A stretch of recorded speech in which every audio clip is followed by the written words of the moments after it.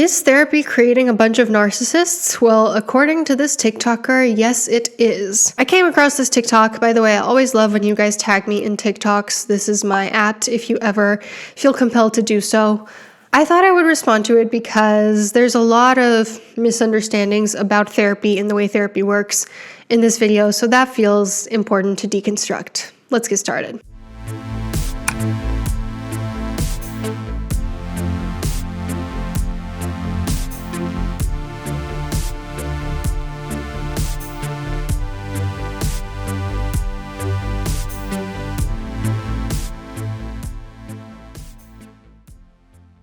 Okay, so let's take a look at this TikTok which claims that therapy is creating a bunch of narcissists. Modern day therapy is just reinforced narcissism. Therapy used to challenge you and now it just validates you. It's become an echo chamber where every hurt feeling is trauma, every boundary is empowerment, and nothing is ever your responsibility. You're not even healing. You're just told that all of your issues are part of your identity. And because it's your identity, that means that it shouldn't be improved upon. Like it's perfectly fine as is. Real therapy should make you uncomfortable. It should make you question the narratives. It should make you even question if you're the problem. But nah, that doesn't feel good. So we'll just replace it with endless validation instead. You'll leave every session feeling understood, but never actually changing. And that's completely fine because the goal has shifted from getting better to feeling better. That's not healing, that's maintenance. And the longer you stay stuck, the more sessions you book. So the thing is, this content creator is painting therapy with such a broad stroke. And the reality is there are so many treatment modalities that really painting therapy with one broad stroke is silly. But there are so many modalities that actually do what he described. He says therapy teaches you nothing is your responsibility, but the vast majority of treatment modalities focus on helping clients help themselves. I would argue actually all of therapy does that. All of therapy is the therapist either giving you tools or the relationship being as a conduit through which you develop tools to help yourself. At the top of my head, let's say acceptance and commitment therapy focuses on accepting what cannot be controlled and committing to values-based actions, quite literally taking ownership of your life. Dialectical behavioral therapy focuses on developing mindfulness, developing your interpersonal effectiveness skills, getting better emotion regulation, better distress tolerance. He also says real therapy should make you uncomfortable, kind of like how cognitive behavioral therapy and exposure and response prevention therapy literally do this, literally help expose you to increasing triggers so that you can handle more and more, or kind of like how psychodynamic therapy slowly helps you unravel your defense mechanism so that you can see reality for what it is and challenges you to have healthier relationship dynamics, kind of like that. Or when he says it should make you question the narratives. Yes, like how cognitive therapy helps you deconstruct illogical or maladaptive ways of thinking. Like how narrative therapy helps you develop a meaningful narrative out of experiences that you've had. Like there are so many treatment modalities of therapies that do exactly what he's saying therapy should do and yet is claiming it doesn't do.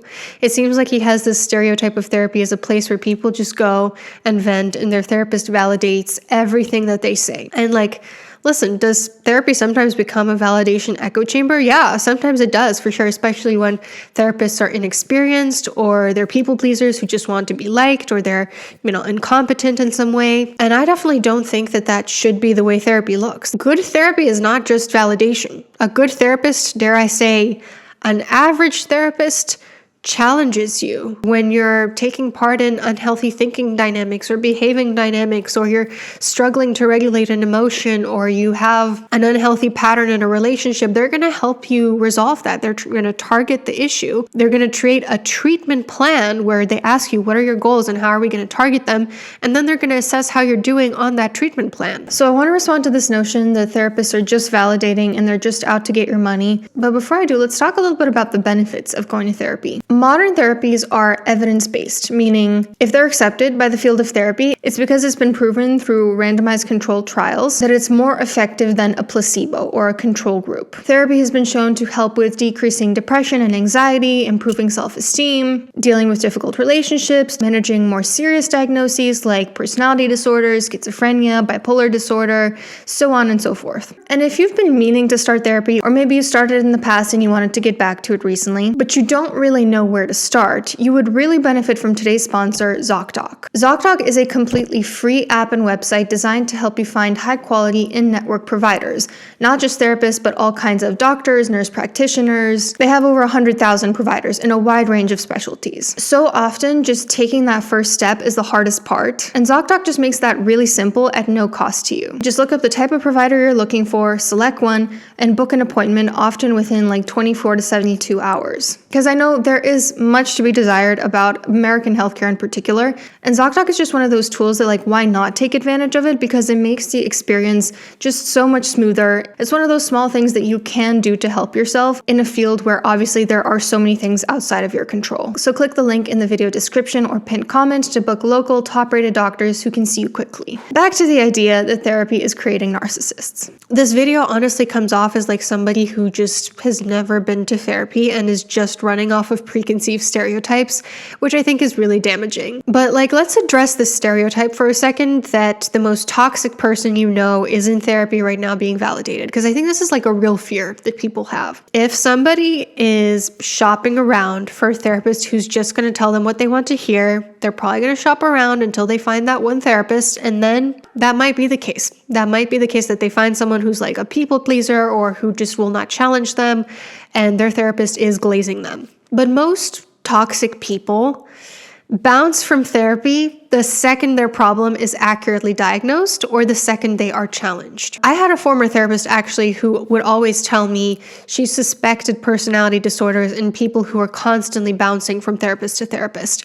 Because again, like, people who do not want to be challenged don't stick in therapy for long, specifically because their therapist challenged them. I've even heard stories, like in my personal life, of somebody who went to like one session of therapy, and based on the way they were framing that one session of therapy went, I just had a really strong suspicion that they were distorting what happened, because it was really inconsistent with what any therapist would actually say to them. And this was the type of person who most likely, you know, if challenged, if like gently asked to like take responsibility for themselves by a therapist, was probably just like, ooh, don't like that, not coming back here ever again. So yes, some people will find that one therapist that just like validates the hell out of them even when they're wrong, but that is very much in the minority. Also, sometimes people will say like, well, my therapist said this or my therapy said that, and it is a complete distortion. You know, like sometimes I'll be sharing something with my husband that I learned in therapy or something that I perceived my therapist to say, and even as I'm like recounting it to him, I'm like, I wonder if she would agree with what I just said, because like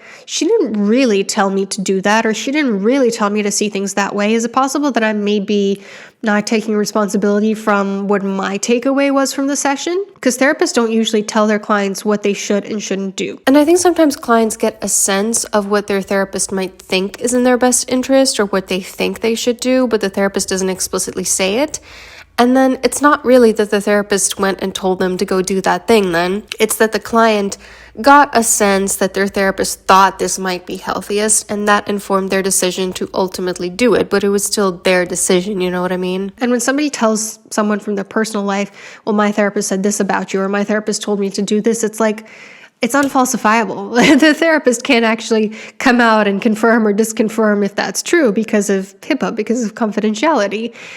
So that person kind of has to just take you at your word. And I do think a lot of times it's a distortion. It's us not wanting to take responsibility for what we took away from the session rather than what the therapist actually said. Now, what actually creates narcissists? Usually severe childhood trauma, parents who are very critical and very performance-based, who constantly make a child feel less than or makes their child feel like self-worth depends on external things. Or alternatively, over-coddling, over-enabling a child, not letting them experience consequences for their behavior and just like shielding them from the world, making them think that they should be entitled to things, that they should get special treatment, all that good stuff. You cannot create a narcissist in adulthood. Somebody could maybe suddenly develop something that looks like narcissism if they have like a brain injury or something like that. Maybe. It's a very, very rare situation. You cannot create a personality disorder in adulthood. Personality disorders are created in childhood, usually by trauma. That is when our minds are easily moldable.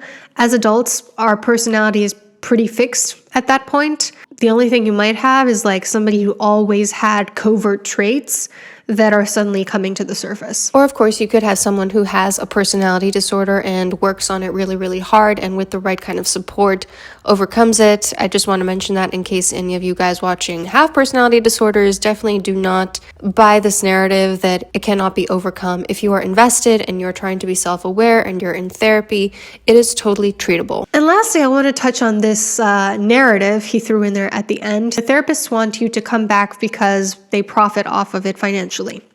Is this true? I'm not a therapist anymore, so I have no skin in the game to tell you guys the truth. There's definitely an issue with therapists filling up their caseloads currently, especially in private practice, especially in private pay. Definitely not in community mental health care. Their therapists are always overwhelmed with their caseloads. Whereas people were lining up during the pandemic for therapy, now that therapy is being corporatized by companies like BetterHelp, and now that people are turning to AI for therapy as well, therapists with their own private practices are definitely feeling a financial hit, in my opinion. But the issue there is filling the caseloads, not emptying them. Therapists love when clients feel good enough to discharge. Therapists love when it's like, hey, we did everything on the treatment plan. You feel ready to discharge from therapy. I'm so proud of you. Especially in more directive forms of therapy where it's like, okay, we have a problem. We're going to try to solve it with this and then we're done.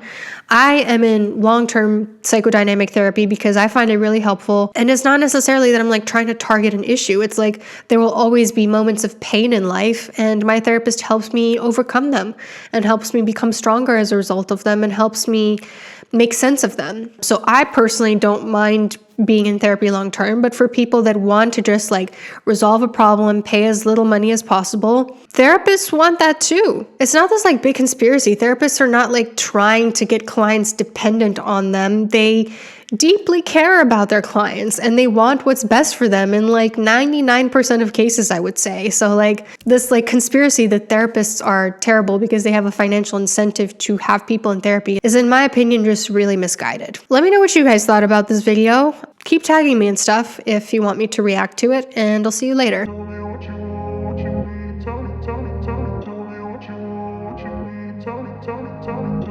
you